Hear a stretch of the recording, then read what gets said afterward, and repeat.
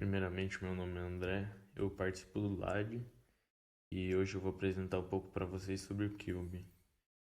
Dos três programas que podem ser utilizados, o assunto desse vídeo ele vai ser mais focado no CubeMX, que é o programa que vai permitir criar uma interação mais facilitada do usuário com o microcontrolador.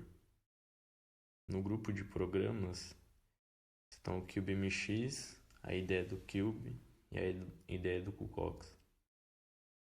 O papel do CubeMX é habilitar os periféricos que vão ser utilizados e configurar esses periféricos, assim também como configurar a frequência do clock dos cristais que estão no microcontrolador e o estado e a função dos pinos que estão no microcontrolador também. Após a configuração do microcontrolador, então a gente pode usar as IDEs, que vão servir para escrever o código que a gente quer escrever, que vai realizar as ações necessárias para o nosso projeto. E elas também permitem executar o debug e escrever o código na memória do microcontrolador.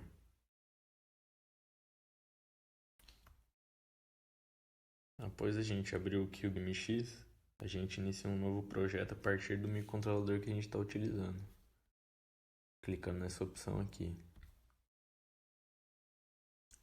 Então, a partir da lista que é mostrada para a gente escolhe o microcontrolador que a gente está utilizando.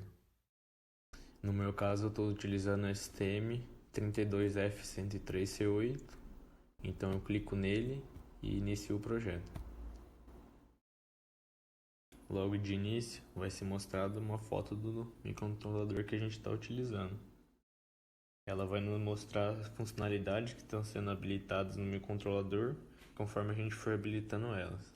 A primeira funcionalidade então que a gente tem que habilitar é o debug por fio serial, seguindo esse passo.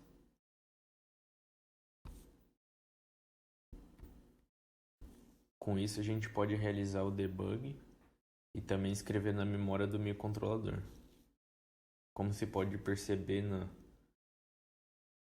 foto do microcontrolador, algumas alterações já foram realizadas. Após habilitar o debug, então, por fio serial, a gente vai habilitar o periférico da SPI, que será um exemplo desse vídeo.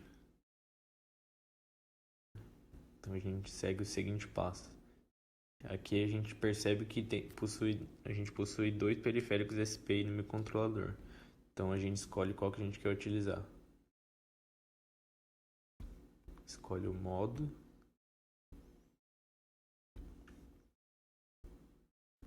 E logo embaixo é mostrado para a gente as configurações desse periférico. A gente pode escolher o tamanho dos dados, são 8 ou 16 bits. Se a gente vai enviar primeiro o bit mais significativo ou menos significativo.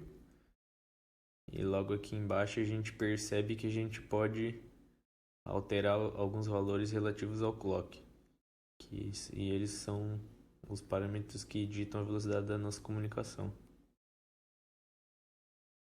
É necessário dar uma atenção para a polaridade do clock e para a fase do clock, porque para se comunicar com determinado módulo, os parâmetros de polaridade e fase devem ser igual aos especificados pelo fabricante do módulo.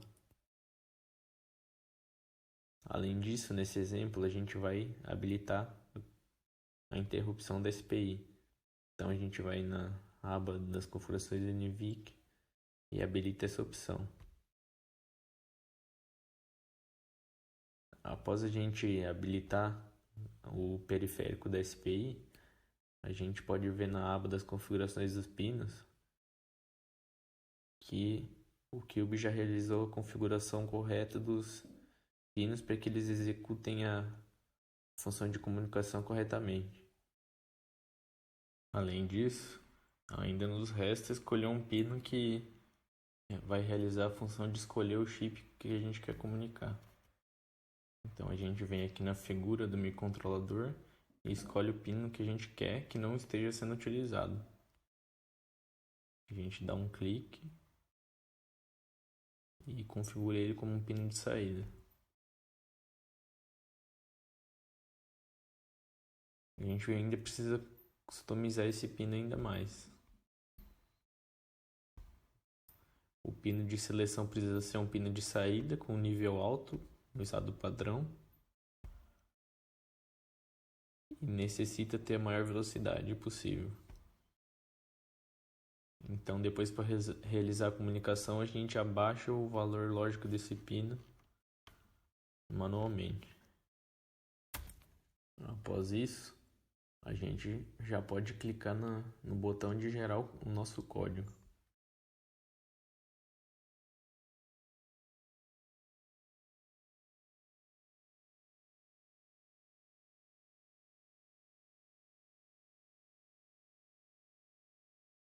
A gente abre a pasta para onde foi e aqui estão os arquivos que a gente precisa manusear. Nós abrimos aqui a ideia do QCOX.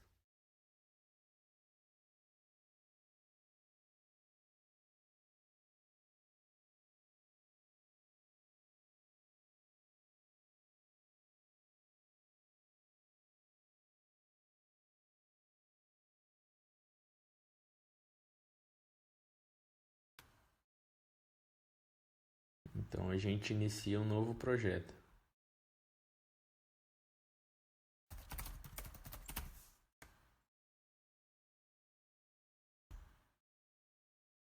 A gente seleciona aqui a pasta onde a gente salvou o nosso projeto.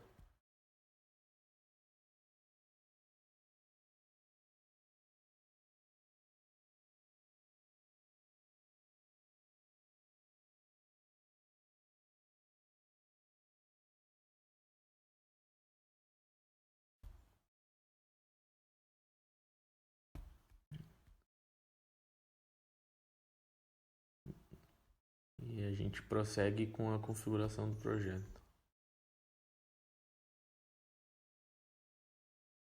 Após então a gente clica em CMSIS Boot e retira essa opção aqui.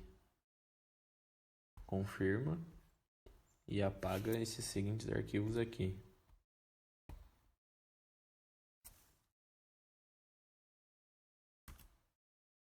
Após isso, a gente precisa acessar a pasta que a gente salvou nosso projeto, onde o código foi gerado pelo Cube.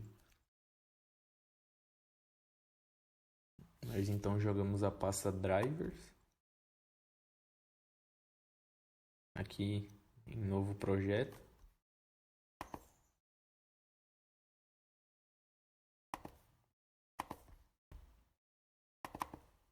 Abrimos a pasta core e jogamos essas duas pastas aqui.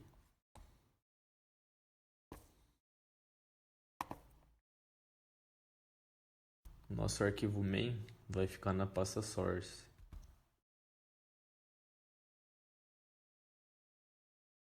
Antes de compilar o nosso arquivo, a gente precisa adicionar algumas configurações na nossa IDE.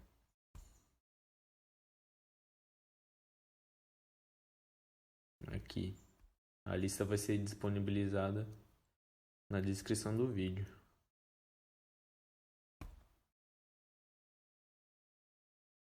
Após ter adicionado todos os símbolos, a gente então pode compilar.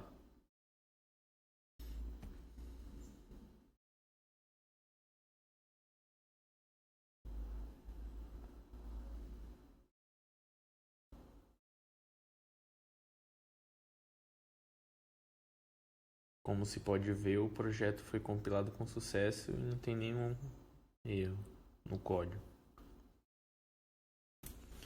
Após ter conseguido compilar com sucesso, a gente se atenta um pouco para a estrutura do código que foi gerado. Na main, a gente pode perceber que existem alguns comentários que estão escritos user code begin. Entre esses dois comentários, se a gente realizar alguma alteração no projeto lá no programa do Cube, ele não vai apagar o código que a gente escreve aqui no meio. Isso vai se tornar mais claro também na próxima IDE que a gente utilizar como exemplo. Após toda a inicialização e configuração dos pinos, eu vou escrever aqui um código que vai utilizar a biblioteca HAL, SPI, para realizar a comunicação que eu quero. Então, com o código escrito, eu optei por utilizar a função de alterar o estado do pino, como o estado padrão do pino 4 é alto, então com essa função eu abaixo o estado do pino para iniciar a comunicação. Eu utilizo a função de transmissão e interrupção da SPI por interrupção da biblioteca HAL. Eu escolho o periférico, que é o 1, que foi o qual eu habilitei. Eu coloco o vetor de dados que eu quero enviar, o vetor de dados que vai armazenar os dados recebidos, e 10, porque são 10 bytes de envio e 10 de recepção. Então, eu altero o estado do pino 4 novamente para alto, porque eu tinha baixado ele anteriormente. Para acessar as bibliotecas, pode apertar Ctrl e clicar na função escrita.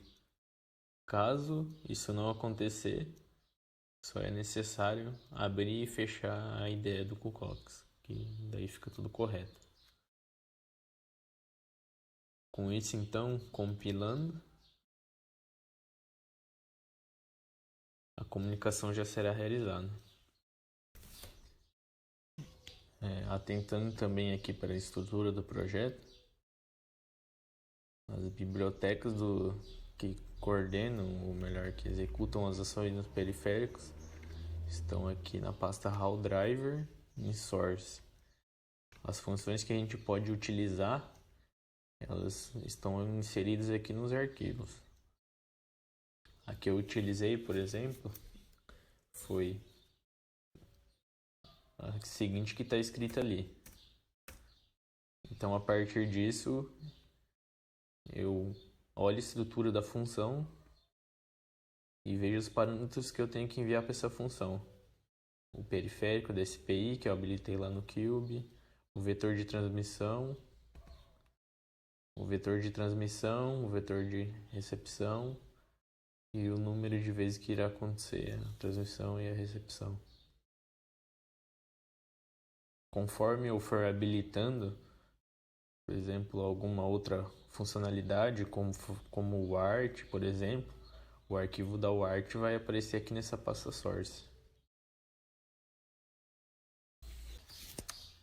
Caso a gente deseje utilizar a ideia do Cube agora para trabalhar com o nosso projeto, a gente tem que gerar o código de uma maneira diferente.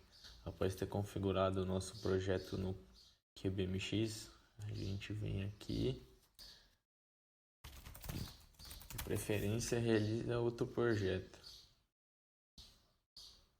e troca a IDE aqui. A gente escolhe a ideia do Cube e gera o nosso projeto.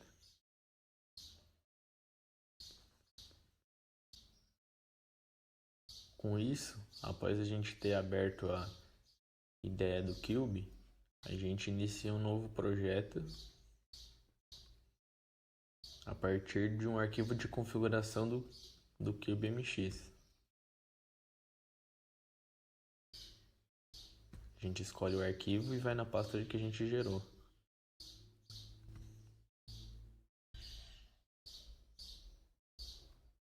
Então, finalizamos a criação.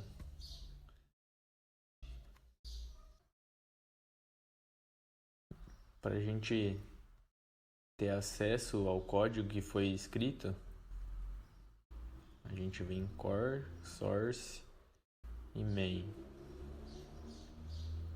Então, aqui na Main a gente pode escrever o nosso código, como antes a gente escreve em User Code Begin. Aqui seria o código que a gente precisa escrever para realizar a comunicação SPI depois de ter habilitado os periféricos. Então a gente repete o código que a gente escreveu anteriormente. Como um exemplo, uma vantagem da ideia do Cube é que a gente pode realizar alterações e elas vão aparecer lá no nosso código já, no arquivo main. Por exemplo, se a gente quiser habilitar o periférico da USART1 e utilizar ele como UART, habilitar as interrupções, por exemplo.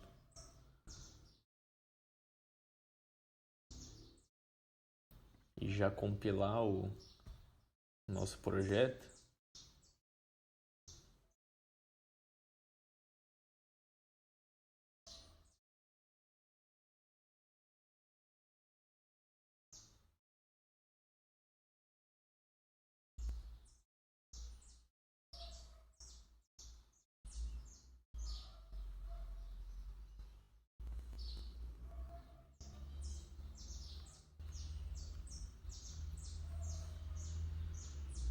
A primeira diferença no projeto é que na pasta source a biblioteca da UART já apareceu aqui nas nossas pastas.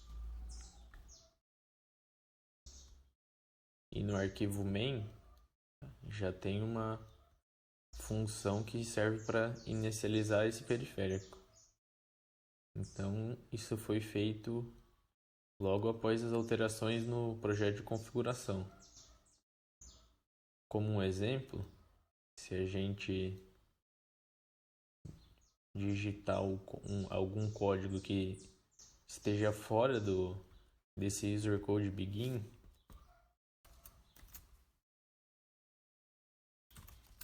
e realizar alterações lá nos periféricos,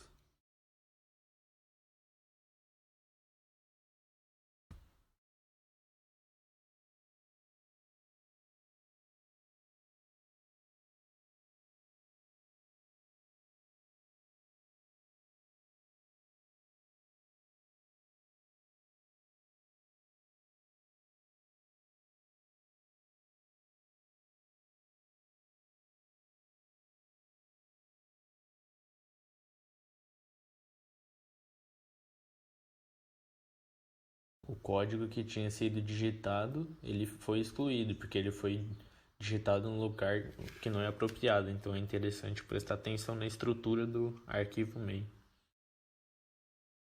Então seria só isso.